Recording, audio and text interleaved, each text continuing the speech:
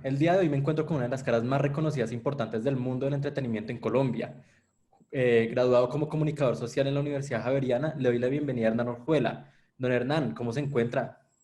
Sergio, un abrazo primero que todo. Gracias por esta gentil invitación que me haces y aquí dispuesto y presto para tus preguntas.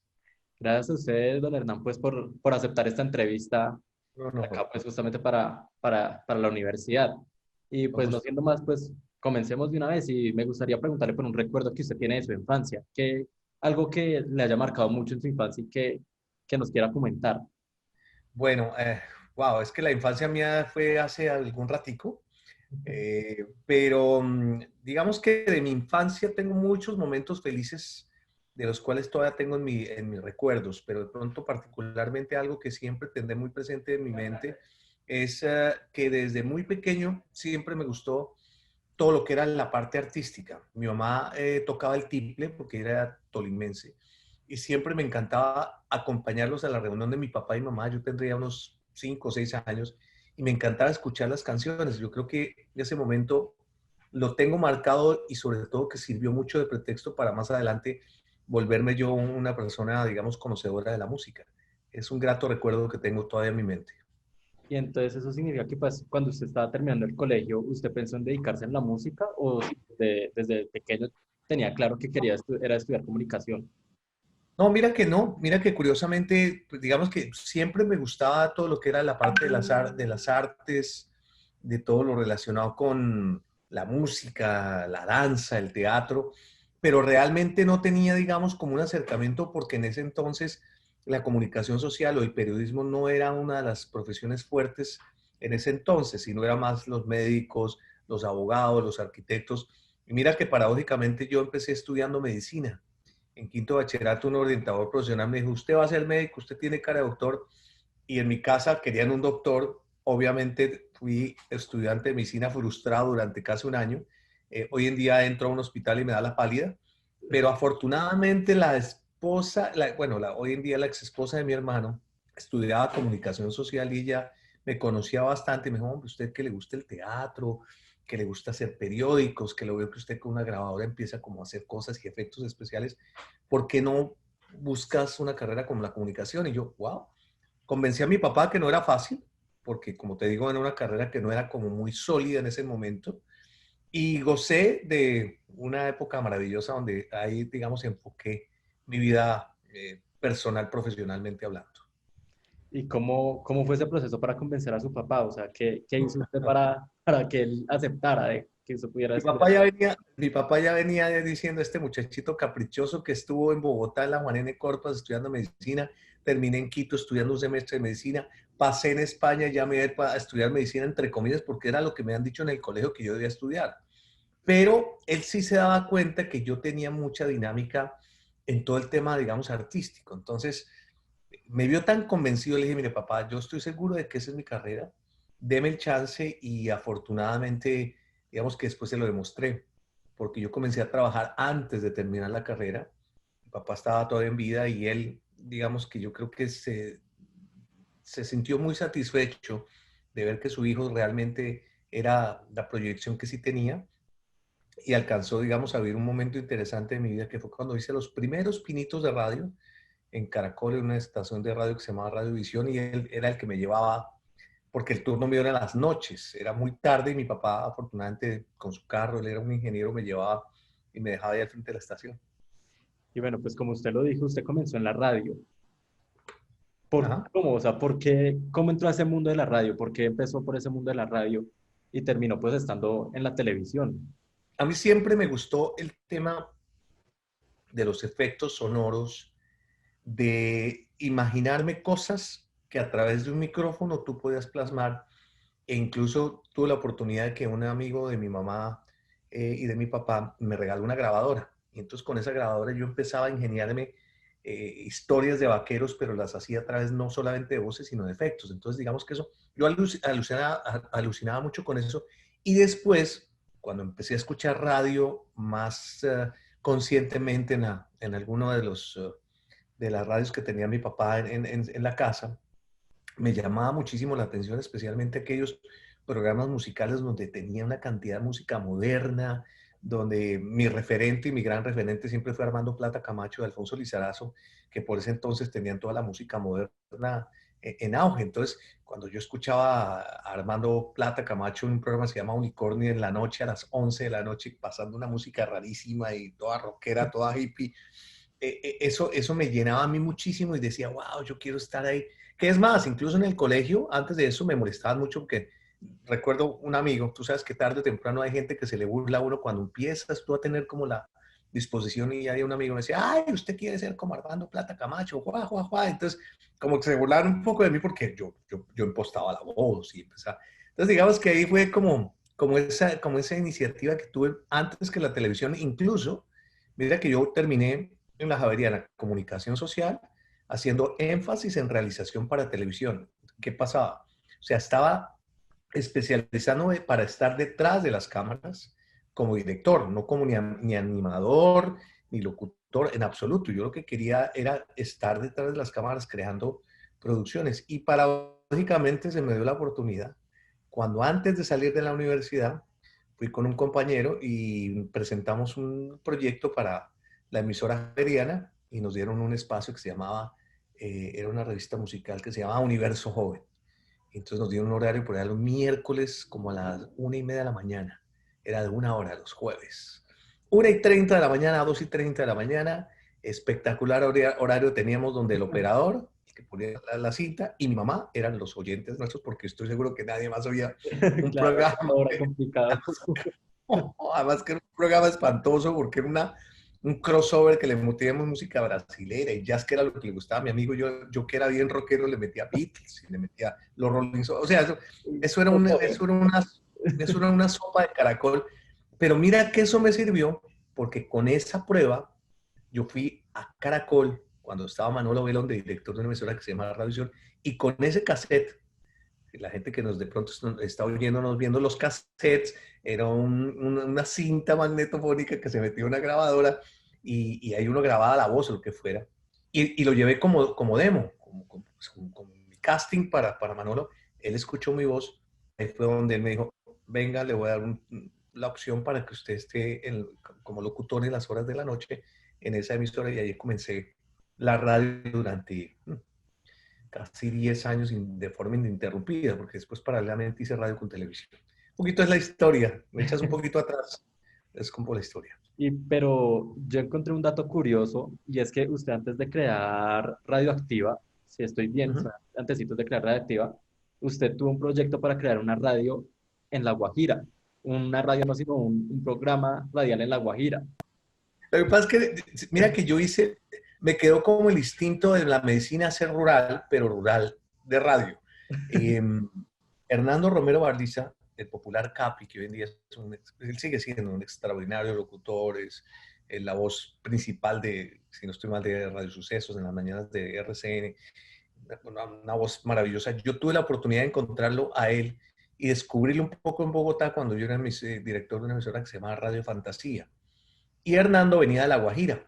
Y en La Guajira, en Riohacha, existían 2, 3 emisoras. Habían un par de emisoras de FM y una AM. Y obviamente en La Guajira, pues, ¿qué vas a oír en La Guajira? Pues vallenato, pues, música tropical, pero vallenato venteado. Y Hernando y yo tuvimos la quijotada de alquilar una emisora en AM y programar música americana en Riohacha. Entonces, Hernando viajaba en flota con las cintas, porque alquilamos la emisora casi 4 meses. Entonces, Desde acá, desde Bogotá. desde Bogotá, nos iba, él cogió una flota y se iba con las cintas y entonces llegaba a Riohacha a programar la emisora, se devolvía y me tocaba después a mí ir y hacer también lo mismo, hacer los programas. Obviamente nos pegamos una reventada terrible porque, número uno, ¿quién nos iba a oír? Era pues muy pocos allá que la música americana en Riohacha, por Dios. Y como segunda medida, ¿qué patrocinador? Pues era el único patrocinador que teníamos era el dueño de una peluquería, que el hombre era como medio aficionado a la música rock, era un patrocinio, pero pues nos pagaría, creo que en canje por peluqueada. Entonces, pero hicimos, afortunadamente, mira que eso me sirvió mucho a mí para aprender a ser creativo. Entonces, eso nos dio a Hernando y a mí la oportunidad de empezar a producir programas de radio y vendérselos a otras emisoras.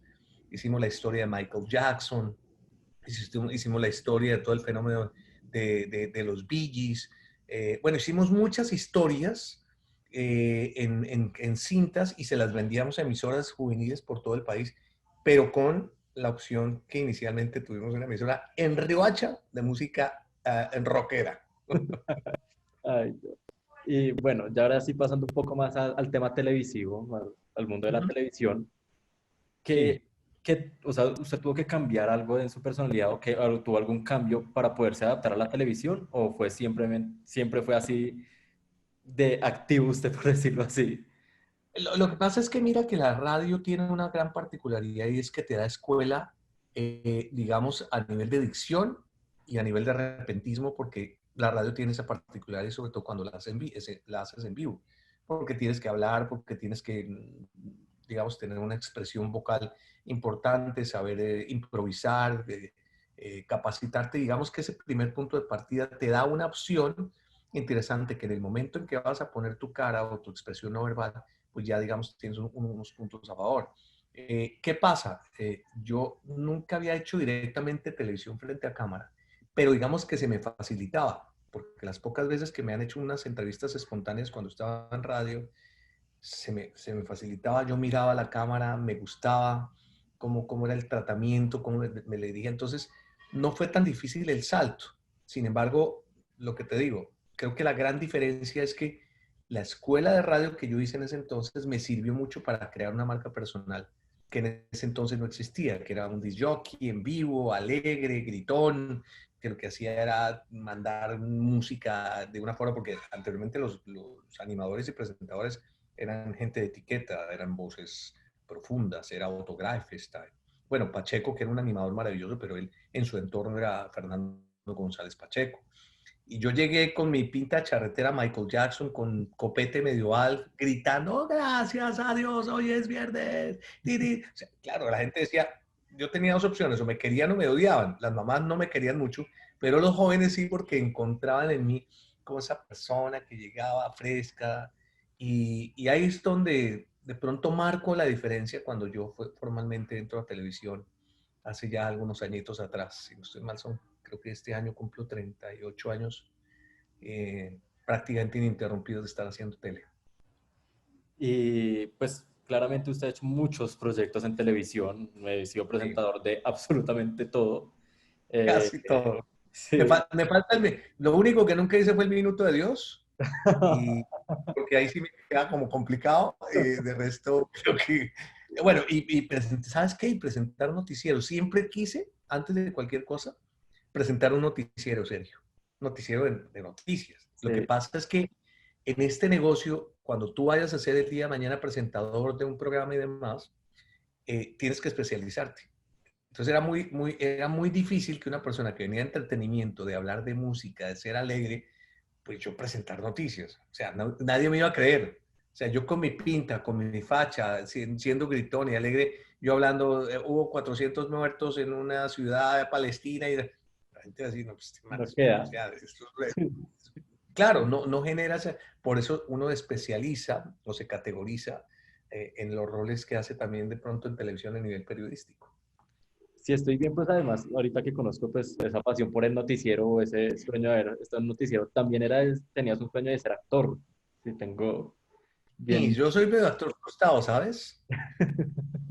Te he visto actuar en una película, pero actuar Sí, como tú mismo dos actuaste. películas, dos películas, lo que pasa es que Sí. no sé si, bueno, creo que afortunadamente no me vieron en Hollywood porque de pronto me hubieran chiflado, pero sí, las dos películas fue un poco por rosca, porque las dos películas, en una estaba mi hijo que era director y en la otra era un gran amigo que pues me puso a actuar, pero el problema, digamos que el tema fue muy simpático porque las pocas veces que actué en televisión y en cine, me ponían un rol demasiado complicado y era ser presentador de algún evento. Entonces yo no actuaba, yo lo que hacía era lo que hacía todos los días, pero me decían, no, usted va a ser el animador de un reinado de belleza, o usted va a ser y como que yo realmente, en la película donde estoy con Ricardo Quevedo sí me dan un papelito ahí como de chistoso, pero finalmente ahí lo que hace Ricardo Quevedo es que encuentra a alguien parecido, como que es su referente en televisión, que se encuentra conmigo y pelea conmigo por una vieja. Pues sí. Pero Solamente hice dos papeles, digamos, caracterizados. Una vez que hice en una obra de Shakespeare, que era La Tempestad, que hago El Príncipe. Era una obra grandísima que fue en la universidad, pero tristemente la presentamos dos veces porque se acabaron los recursos. Y otra vez hice un casting para Caracol de una comedia. Eso no te lo he contado a todo el mundo, te lo cuento a ti de manera especial. Hice un casting donde los que éramos protagonistas eran la de la red, Mary Ah, la sí, bonita de la red. sí. Bueno, ella y yo éramos los protagonistas y había un elenco maravilloso y era un programa parecido como a Modern Family, al de Sofía Vergara. Sí. Hicimos un casting, Harold Trompetero, el director. Digamos que en el piloto no fue muy bien, en lo que no fue mal es que Caracol nunca quiso sacarlo al aire, pero digamos que ahí sí hice un rol, hacía un papel bastante particular que nunca salió. Yo no sé si por fortuna o... No, yo creo que por fortuna, porque si no, yo creo que me hubiera quedado en otra cosa que realmente no es mi pasión. Bueno, Hernán, ¿y cuál es el proyecto que tú más has disfrutado? Uno, que escogas uno. ¿Qué tal? Mira, yo tengo una característica, es que todo lo que he hecho en mi vida lo he querido con pasión, me enamoro. Hay proyectos que para mí han sido fascinantes, que han sido parte de mi corazón, pero claro que obviamente hay algunos que separo de manera especial, porque han sido proyectos, muchos de ellos con crisis, con fracasos, pero que me han dado, digamos, el éxito posterior. He tenido, digamos, grandes retos. Uno de mis grandes retos fue No me lo cambie, que fue un proyecto que duró casi 14 años en la televisión, de la cual nació de la nada. Era una coche de retazos y yo logré crear un programa los fines de semana, domingo, referente, que salieron de ese programa 5 programas más. Y esos 5 programas todos fueron exitosos y fueron de altísimo rating. Entonces, de esas satisfacciones que tengo yo a nivel televisión, No me lo cambio y creo que ha sido muy bonito. El estar en Sábados Felices también para mí fue muy importante porque es como cuando tú logras como comunicador social en ese entonces estar como en el top de los formatos donde es parte del patrimonio de un país como Colombia y ser tú un referente, pues para mí fue, digamos, como una de las metas cumplidas en ese sentido. Y después, bueno, el caso de También Caerás, que fue también interesante como tal. Entonces, pero hoy te traigo de pronto a colación esos dos, ¿no? Esos dos referentes. No me lo cambio, que fue un producto que fue fantástico en todo sentido. Y a nivel televisión y a nivel radio, bueno, yo creo que el proyecto Radioactiva ha sido uno de mis logros de mayor énfasis. Una cadena que se llamó Bienvenida Estéreo, que también la hice para Caracol, que era música de boleros. E hice una emisora rarísima en Cali que se llamó Color Estéreo, que era una emisora muy bonita porque nacía de ceros. Y me tocó comprar desde el primer CD hasta las antenas receptoras aquí en Estados Unidos. Entonces, me trae a colación momentos muy especiales, ¿sabes? Y pues, ¿cuál fue uno de sus mayores retos a vencer cuando empezó pues en el mundo del entretenimiento? O sea, ¿cuál era como esos miedos que usted quería vencer o que tenían cuando se estaba involucrando en estos medios? Bueno, el primero es que, digamos, yo al comienzo nunca tuve, digamos, como miedo de enfrentarme un poco a la realidad, digamos, de donde me estaba moviendo, porque, como te decía, yo inicié mucho mi movimiento profesional en la radio. Teníamos competencia, pero no era tanta. Y mira que curiosamente en ese entonces, hoy hay más, pero digamos en ese entonces, los hombres presentadores y locutores no éramos muchos. Entonces, digamos que era una gran ventaja, porque al no ser muchos, pues digamos que éramos una coladita pequeña de los que podíamos surgir adelante si hacíamos bien las cosas. Entonces, yo creo que si tú me preguntas a mí algún temor, algún miedo tuve en cierta oportunidad, no. Sí tuve retos muy importantes y que después de haberlos hecho mal, me costaron sangre por haber tomado decisiones no acertadas, sí. Y uno de ellos fue un concurso que hice para Caracol que eh, tenía los mejores premios del mundo, era un programa los domingos, espectacular, jamás visto en la televisión colombiana, eso se regalaba carro cada semana y resultó un desastre en rating y el programa salió al mes y medio de estar al aire y yo me quedé, es la primera vez en la historia de mi vida, espero que no vuelva a pasar por lo menos hasta que el día de mañana me retire oficialmente y es que fue el único momento en que me quedé yo cesante durante casi 3 meses, porque salí de hacer No Me Lo Cambien, me fui para Caracol, se acaba el programa y quedé sin puesto. Me quedé viendo un chispero y terminé, para que tú te des cuenta, y no lo digo ni peyorativa ni discriminatoriamente, empecé a trabajar en un canal local. O sea, dije yo, estaba arriba, sí, los mejores ratings, sí. La soberbia me hizo pagar un momento muy difícil de mi vida profesional, pero no claudiqué. Dije, ¿qué hago? Toqué la puerta. Había un amigo que era el gerente de un canal capital y le dije, quiero hacer un programa, dame un espacio. Me dieron un espacio los miércoles y ahí empecé otra vez a generar el proceso mientras llegaba un proyecto que se llamaba También Caerás, que fue el que le vendí a Caracol. Pues posteriormente Caracol me llamó, quedé como director de entretenimiento y digamos que volví a decolar.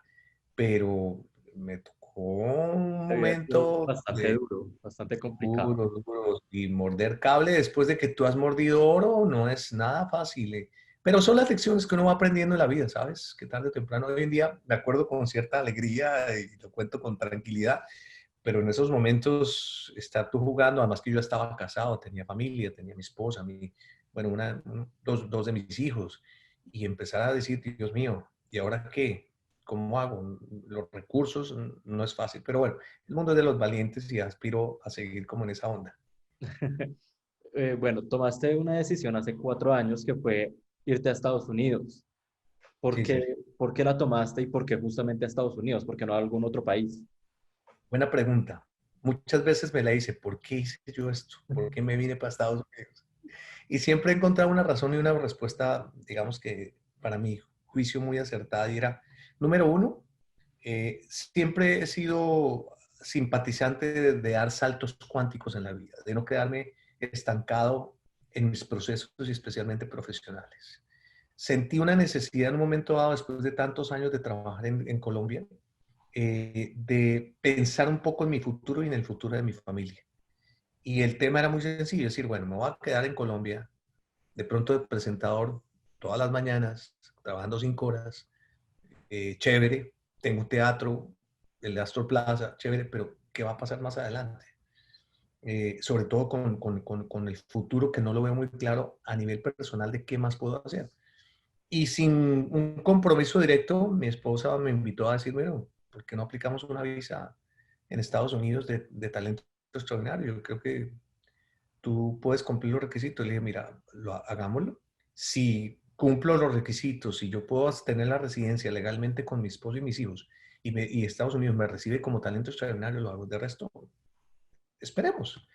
Y lo hicimos de esa manera, poniéndote toda la fe, y para no hacerte largo el cuento, eh, el país, Estados Unidos, me aprobó una visa muy rápido y digamos que me dijeron, bueno, tienes toda la oportunidad de venirte para Estados Unidos y tomamos la decisión. Y ojo, te lo digo de verdad, yo no me vine a Estados Unidos con un puesto. Yo tenía pensado el primer año, serio, venirme para acá a investigar un poco, casi hacer un año sabático, pero eso es imposible porque aquí tú gastas, así como ganas, gastas en dólares.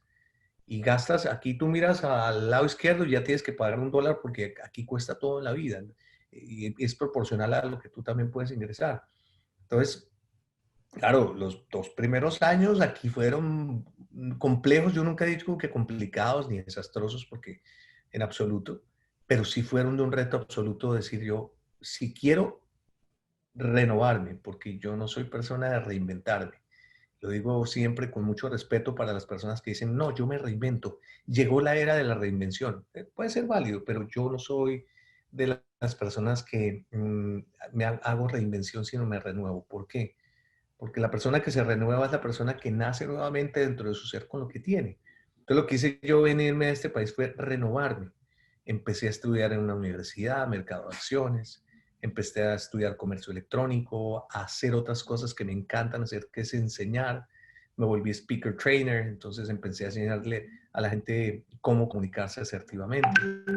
Mientras me llegaba en algún momento la oportunidad de si se daba televisión bien y si no también, porque aquí no es fácil. Ni nunca yo llegué a tocar la puerta a Univisión o a Telemundo teniendo amigos, sino, bueno, lo que venga. Y afortunadamente, pues el canal RCN con su área de nuestra tele internacional, sabían que yo estaba aquí en Miami, conocí al gerente que está en Washington, me invitó a que hiciera parte del canal. Empecé a hacer un programa personal que se llamaba, bueno, inicialmente Líderes para NTN 24, y después Claudia Gurizati con él tomaron la decisión de decirme, no, Hernán, no sigas haciendo ese programa, sino te vamos a entregar un programa que se llama Entrevistas con Hernán.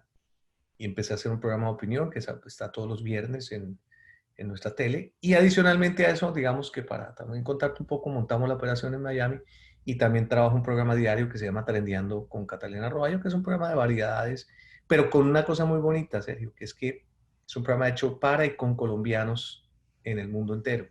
Entonces, reflejamos toda la identidad colombiana, no solo en Estados Unidos, sino en 23 países más. Entonces, obedeciendo a tu pregunta, ¿por qué me vine a los Estados Unidos? Mi respuesta es decirte, hoy estoy aquí contigo, después de 4 años, renovado, con nuevos propósitos de vida que no han sido fáciles, empezando porque aquí tú lo primero que te hacen así es punes contra tu ego, que en Estados Unidos yo no soy Don Hernán, no soy el de la televisora, no soy el de Sábados Felices, yo entro a un Walgreens y soy como cualquier persona, pero eso también te hace grande y yo creo que eso también me ha ayudado muchísimo a que mi estructura hoy en día la sigo manejando bajo ese concepto.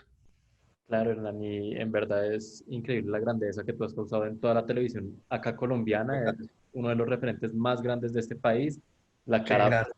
para mí más conocida de masculina en el país. En cuanto a Gracias. entretenimiento estamos hablando. Y pues Muchas ya gracias. para cerrar esta entrevista, Hernán, quiero que le des un consejo a los futuros comunicadores del país.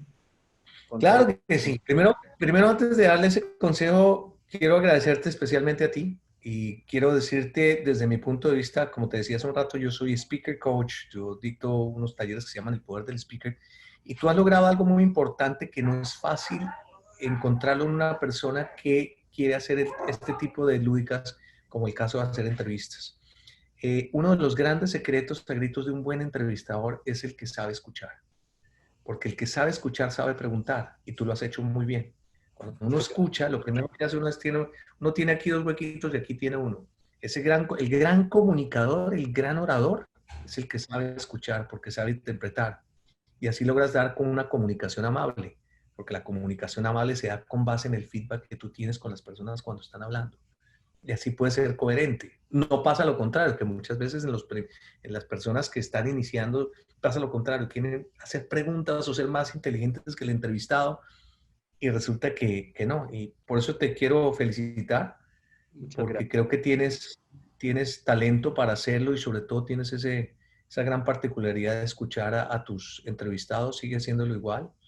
Te deseo todos los éxitos y bueno, así como te doy no un consejo, sino una apreciación personal que veo en ti a priori, yo siempre le digo a la gente, mire, esto es como llover sobre mojado. Cualquier persona que quiera triunfar en cualquier negocio, en cualquier profesión, tiene que tener siempre unos estándares fundamentales. Primero, tener confianza de lo que hace. Segundo, tener un amor y pasión para las cosas que hace. Tercero, ser perseverante, constante, intransigentemente terco en que si cree en un propósito, llegue hasta el final. Si no lo logró concluir efectivamente y se siente fracasado, bienvenido al club de los fracasados, que es lo mejor que puede pasar. Porque es que los fracasados lo que hacen es subir un escalón y ya ese fracaso que hizo anteriormente, salvo que uno sea sadomasoquista, no lo vas a volver a cometer. Entonces, ese club de fracasados es válido. No hay que dejar a un lado que estamos en un mundo muy competido, pero lo más importante, crea tu propia marca personal. Nunca copies para imitar lo que copias. Ojo, puedes de pronto tener referentes, porque uno toda la vida va a tener referentes. A mí me encanta y soy admirador profundo de ópera, o de Jimmy Fallon, o de Don Francisco, o de Pacheco. Soy admirador. Me hubiera encantado ser como ellos, me hubiera encantado. Pero no puedo perder mi identidad, sino más bien recoger de pronto cosas de ellos que me pueden ayudar a mi integridad. Entonces, nunca pierdan la fe, mucha pasión y amor pongan las cosas, perseverancia y actuar. No le tengan miedo a accionar. Hagan esto, busquen. No me lo han preguntado, pero este señor me buscó por las redes sociales, le contesté y aquí estamos los dos juntos. Y te lo digo, a mucha gente no le contesto, pero hay veces que la forma es importante y sé que lo que tú estás haciendo hoy, yo hace 40 años también lo viví. Cuando tuve la oportunidad de entrevistar por primera vez a Armando Plata Camacho y para mí fue lo mejor. Entonces te felicito y muchos éxitos en tu carrera. Muchas gracias, Hernán, en verdad, por esas palabras. Eso aún te hacen aún más grande. Y pues nada, espero poder volver a entrevistarte en una próxima ocasión y podernos Por favor. conocer Y personalmente. y más que entrevistarme, de pronto, este mundo es así de chiquito, este negocio es así de pequeño y uno nunca sabe si el día de mañana terminas trabajando conmigo, yo Ojalá. siendo, yo siendo tu jefe, o tú siendo mi jefe, uno nunca sabe. Pero lo importante es que me encanta y persevera mucho en tu gran proyecto, mi querido Sergio. Muchas gracias, Hernán. Bueno.